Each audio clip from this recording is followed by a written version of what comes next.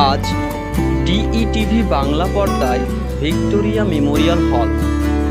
এই প্রাসাদটি ভারত পশ্চিমবঙ্গ রাজ্যের কলকাতা শহরের ময়দানে অবস্থিত এবং এসএসকেএম হাসপাতালের পাশেই ভিক্টোরিয়া মেমোরিয়াল হল।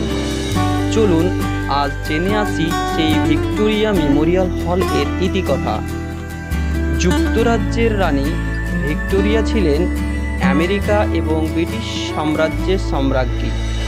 তিনি ভারতে এসেছিলেন 1876 সালে 1 মে। রানী ভিক্টোরিয়ার পূর্ব নাম ছিল আলেকজান্দ্রিনা। রানী ভিক্টোরিয়ার নামানুসারে এই ভিক্টোরিয়া মেমোরিয়াল হল নামকরণ করা হয়। এই রাজপ্রাসাদটি পর্যটকদের জন্য খোলা হয় সকাল 10টার সময় এবং বন্ধ করা হয় সন্ধে 6টার সময়।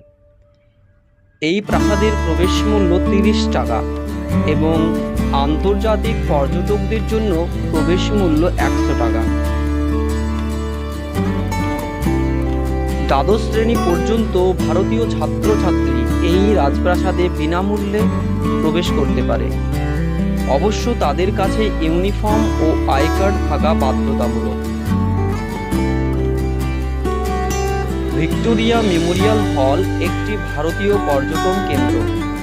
এটি 1921 সালে নির্মাণ করা হয়।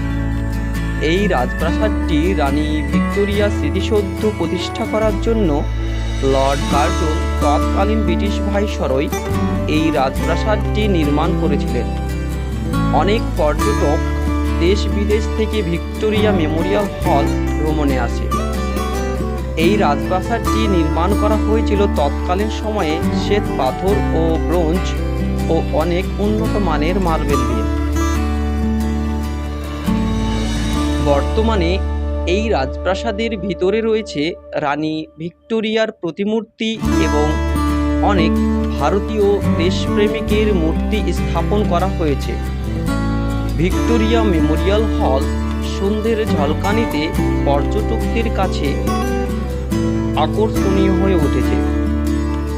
তো বন্ধুরা, আমরা আর এই ভিডিও দীর্ঘায়িত না করে এখানেই শেষ করলাম। ধন্যবাদ।